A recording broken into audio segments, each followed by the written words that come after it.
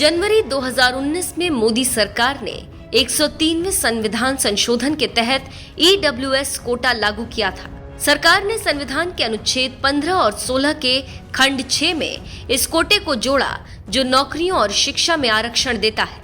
इसके तहत राज्य सरकार शैक्षणिक संस्थानों में आरक्षण और नौकरी पर आर्थिक रूप से कमजोर सामान्य वर्ग को 10% आरक्षण दे सकती है। साथ ही अनुच्छेद 30(1) के तहत आने वाले अल्पसंख्यक शैक्षणिक संस्थानों को छोड़कर किसी भी शैक्षणिक संस्थान में इस तरह का आरक्षण दिया जा सकता है।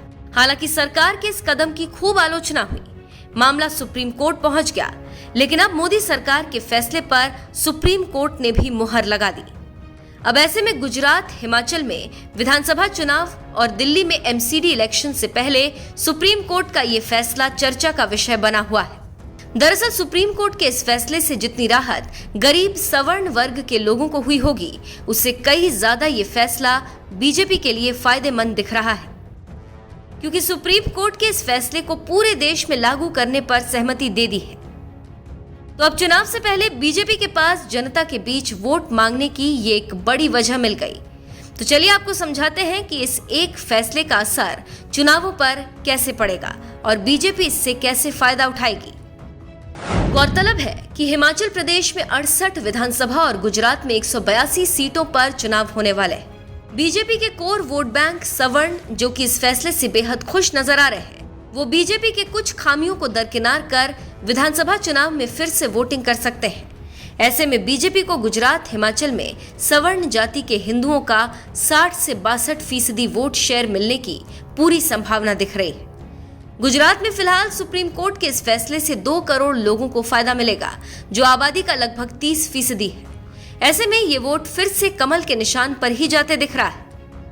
साथ ही EWS कोटे से राजपूत, भूमिहार, ब्राह्मण, कायस्थ, बनिया और पाटीदार जातियों को भी फायदा मिलेगा, तो वो भी बीजेपी का ही बटन दबाने के लिए तैयार दिख रहे हैं। इसके अलावा हिमाचल में जातीय समीकरण की बात करें तो राजपूत 33%, ब्राह्मण 20% और OBC 14 और ST करीब 6% है।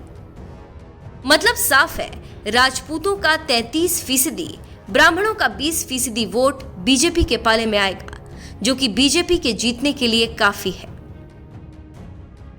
इससे समझा जा सकता है कि किस तरह से सुप्रीम कोर्ट के एक फैसले से भाजपा और मोदी सरकार को बड़ा फायदा मिला। इसके अलावा दिल्ली के MCD चुनाव में भी ये फैसला अहम रोल अदा करता हुआ दिख रहा है, क्योंकि दिल्ली में रहने वाली एक बड़ी आबादी बिहार, उत्तराखंड, उत्तर प्रदेश से है, जो 10 से 15 हजार की मासिक आमदनी में जीने के लिए मजबूर है। इसीलिए इस फैसले से इन लोगों को काफी राहत मिलेगी और बीजेपी को इसका सीधा फायदा MCD चुनाव में मिल सकता है। खैर, अब यहाँ EWS और सुप्रीम कोर्ट के फैसले को भी समझना जरूरी है। आपको बता दें कि ये आरक्षण आर्थिक रूप से कमजोर जनरल कैटेगरी के लोगों के लिए है। EWS आरक्षण का फैसला गरीब सवर्ण परिवार की सालाना आय पर निर्भर करेगा। इस आरक्षण का फायदा लेने के लिए परिवार की वार्षिक आय 8 लाख रुपए से कम होनी चाहिए। यह आरक्षण लेने के लिए आय और संपत्ति प्रमाण पत्र होना जरूरी है। इसके अलावा सरकार की तरफ से मांगी गई सारी डिटेल सही होनी चाहिए, तभी इसका लाभ लिया जा सकता है। फिलहाल तो सुप्रीम कोर्ट के इस फैसले ने गरीब सवर्णों को बड़ी राहत दी है। वहीं इस फैसले से मोदी सरकार को भी संजीवनी मिली। देखना दिलचस्प होगा कि इसका कितना असर आगामी चुनावों पर होता है।